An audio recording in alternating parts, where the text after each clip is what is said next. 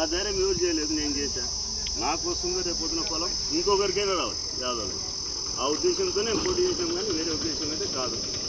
అంటే ఏదో నిరూపించుకోవాలి, ఇంత శాతం ఓట్లు తెచ్చుకుంటేనే రేపు పొద్దున యాదవ్లకు భవిష్యత్తు ఉంటుంది, లేకపోతే యాదవ్లో భవిష్యత్తు లేదు అనే ఉద్దేశంతోనే నష్టమైన కష్టమైన పార్టీలకు పోయినాం, టికెట్ తెచ్చుకున్నాం, నిలబడినాం. మరి మీ అందరూ ఏ విధంగా సహకారం అందిస్తారో అందిస్తే మరి మనం ఏదైతే అనుకున్నామో ఆ పర్సంటేజ్కి వస్తే రాబోయే కాలంలో మన యాదవ్లో భవిష్యత్తు బాగుంటుందని నా ఆలోచన. మీ అందరి సహకారం, మీ బంధువులు కానీ మీ స్నేహితులు కానీ చాలామంది ఇక్కడ అంతా బంధుత్వాలు ఎక్కువ పత్తికొండ కాదు, లేదా ఇంకో చోట ఎక్కువ ఉంటుంది. మరి మీ అందరు కలిసి కూటమికి ఓటేయాలని చెప్పేసి సందర్భం తెలియజేస్తాం. కాంగ్రెస్ సిపిఎం కూటమి మరి మీ ఊరి తరఫున కూడా చెప్తే మాకు మేము కూడా ఈ దేవాలయము